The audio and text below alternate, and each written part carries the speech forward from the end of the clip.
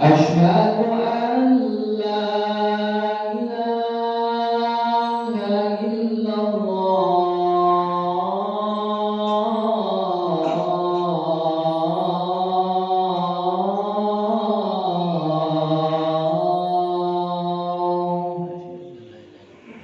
أشهد أن محمدا رسول الله.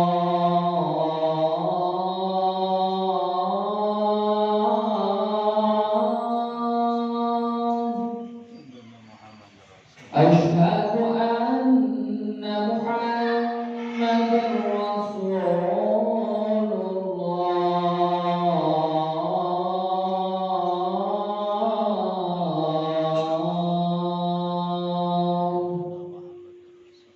حي على الصلاة.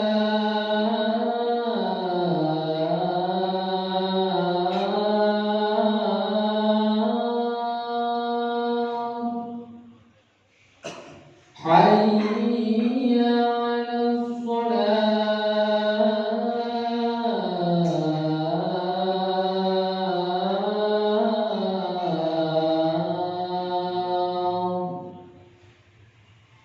حي على الفلاح.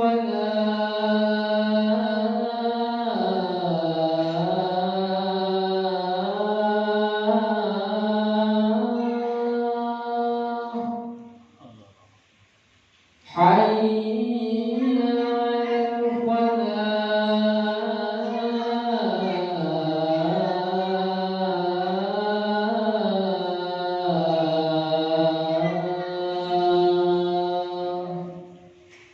الله أكبر الله أكبر لا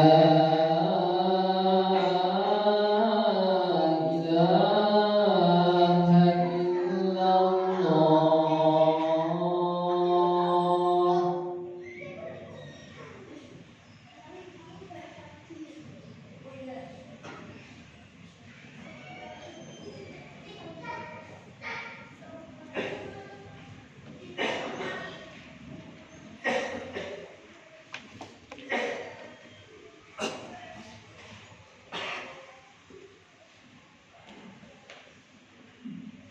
Bismillah, innal hamdalillah nahmaduhu wa nasta'inuhu wa nastaghfiruh wa na'udzu billahi min shururi anfusina wa sayyiati a'malina. May yahdihillahu fala mudilla lahu wa may yudlil fala hadiya lahu. Asyhadu an la ilaha illallah wa asyhadu anna Muhammadan abduhu wa rasuluh. Allahumma shalli wa sallim ala sayyidina Muhammadin wa ala alihi wa sahbihi ajma'in warḍa 'anna ma'hum bi rahmatika ya arhamar rahimin. Ayyuhal hadirun, usikum wa nafsi bi taqwallah faqad faza fawzan 'azima. Kama qala Allah ta'ala fi kitabil karim wa huwa asdaqul qailin. A'udzu billahi as-sami'il 'alim minasy syaithanir rajim. Bismillahirrahmanirrahim. Ya ayyuhalladzina amanu taqullaha haqqa tuqatih wa la tamutunna illa wa antum muslimun. Shadaqallahu azim wa sadaqa rasuluhul karim wa nahnu ala dzalika minasy syahidin walhamdulillahi rabbil alamin. Hadirin jemaah sedang salat Jumat rahimakumullah. Di awal khutbah ini khatib mengingatkan dan berwasiat kepada diri khatib maupun jemaah sekalian untuk senantiasa meningkatkan kualitas iman takwa kita kepada Allah Subhanahu wa taala.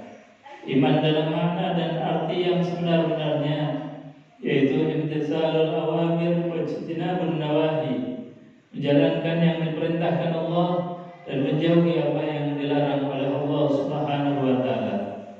Maka cukup berbahagia dan berbangga kita ketika siang hari ini bisa melangkahkan kaki menuju Baitullah, rumah Allah, masjid ini dalam rangka memenuhi undangan Allah melaksanakan sholat Jumat berjamaah. Itu artinya bahwa kita sekarang menjadi manusia paling beruntung karena dalam hati dan perbuatan kita ada iman dan takwa. Maka kewajiban kita selanjutnya adalah menjaga ini iman takwa sampai akhir hayat, sehingga sewaktu-waktu kita diwafatkan oleh Allah tetap dalam keadaan husnul khatimah. Amin ya rabbal alamin. Hadirin jemaah yang dimuliakan Allah, masuknya kita ke dalam surga Allah itu bukan karena ibadah sholat kita, bukan karena puasa, bukan karena zakat, haji dan umrah kita, tetapi kita dimasukkan ke dalam surganya Allah birahmatillah, disebabkan karena rahmatnya Allah.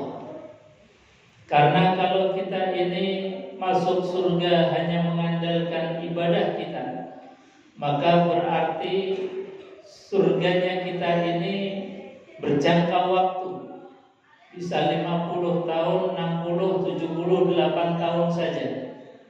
Makanya harapan kita masuk surga itu birahmatillah, dengan rahmatnya Allah Subhanahu wa taala.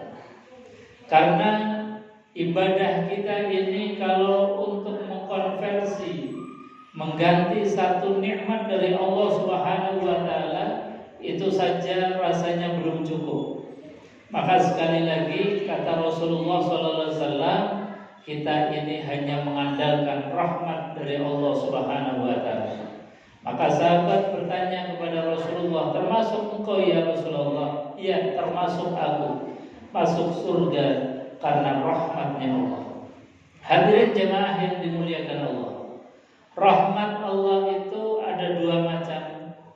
Ada rahmat yang berupa rahman, ada rahmat yang berupa rahim. Rahmatnya Allah yang berupa rahman ini adalah diberikan Allah di dunia kepada semua makhluknya Allah. Yang kata para ulama, ini baru 1%-nya dari rahmatnya Allah. Jadi sekali lagi, rahmatnya Allah yang berupa rahman ini hanya 1% yang Allah berikan di dunia ini, yang menjangkau baik yang beriman maupun yang tidak beriman. Tapi rahimnya Allah, yang kata para ulama itu 99% dari rahmatnya Allah, itu akan diberikan Allah nanti di akhirat. Dan ini khusus. Dan syarat mendapatkan rahmatnya Allah yang berupa rahim, ini kata Allah Subhanahu wa taala, syaratnya ada 3. Yang pertama adalah kita pastikan harus punya iman di dalam hati kita. Kata Allah, innal ladzina amanu, sesungguhnya orang-orang yang beriman. Jadi kalau kita ingin mendapatkan rahimnya Allah yang 99% ini, kita harus pastikan di dalam hati kita ini punya iman. Dan imannya kita tidak hanya sekedar pengakuan, tapi tentu harus dibuktikan dalam perbuatan dan amal kita. Makanya Rasulullah SAW kemudian memberikan satu barometer iman, agar iman kita tidak hanya sekedar pengakuan sepihak, tapi betul-betul ada bukti nyata. Kata Rasulullah SAW, "Man kana yu'minu billahi wal yawmil akhir fala yu'dhi jarahu." 1, jangan sakiti tetangga. Ini bukti iman. Yang kedua, fal yukrim dhaifah, muliakan tamu. Karena sejatinya tamu itu adalah utusan Allah untuk ngetes, uji iman kita. Maka sekali lagi, dalam hubungan sosial ini ternyata adalah barometer ukuran iman. Maka muliakan tamu. Yang ketiga, falyaqul khairan, ucapkanlah dan berbicaralah yang baik. Jadi perintahnya adalah berbicara yang baik. Makanya kita butuh belajar ngomong yang baik, berbicara yang baik. Kalau untuk sementara belum bisa bicara baik, auliyasmut, pilihan terakhir adalah diam. Jadi diam ini bukan perintah, tapi pilihan terakhir sebelum kita bisa bicara baik. Ini ukur iman. Jadi pastikan kita punya iman kalau ingin mendapatkan rahmatnya Allah. Yang kedua, wahajaru, berhijrahlah. Jadi syaratnya kita mendapatkan rahmat Allah harus hijrah. Hijrah itu apa? Kalau hijrah zaman Rasulullah itu berpindah dari Makkah menuju ke Madinah. Tapi kata Rasulullah, la hijrata ba'da, sudah tidak ada lagi hijrah model ini. Makanya hijrahnya kita ini adalah hijrah dari ketidakbaikan menuju kebaikan, hijrah dari kemalasan menuju kepada semangat, hijrah dari kemaksiatan menjadi ketaatan kita kepada Allah Subhanahu wa taala. Itulah hijrah kita. Jadi hijrahnya kita barangkali kemarin masih berjarak dengan Al-Qur'an, barangkali kemarin belum bisa membaca Al-Qur'anul Karim, maka momentum hijrah ini kita jadikan sebagai momentum untuk dekat dengan Al-Qur'an. Yang belum bisa baca Quran, datangi guru-guru, buat majelis-majelis Al-Qur'anul Karim. Kita belajar Al-Qur'an dari abatasan. Karena apa? Itu bentuk hijrahnya kita. Dari jauh dengan Al-Qur'an menuju kita dekat dengan Al-Qur'anul Karim. Jadi sekali lagi harus ada momentum hijrah di setiap lini kehidupan kita. Ini yang kedua. Yang ketiga, kata Allah Subhanahu wa taala, kalau ingin mendapatkan rahmatnya Allah, maka harus wajahadu fi sabilillah. Harus ada kesungguhan di jalan Allah. Jadi makna jihad fi sabilillah bukan hanya mengangkat senjata saja, tetapi wajahadu fi sabilillah itu dalam teori modern harus orang itu di dalam berhijrah merubah diri. Satu, harus ada yang namanya planning, rencana ke depan kita, merubah diri kita ini untuk apa. Yang belum bisa baca Quran, planning, rencanakan untuk belajar ngaji, belajar lebih dekat dengan Quran, belajar untuk ibadahnya lebih baik lagi. Itu namanya planning.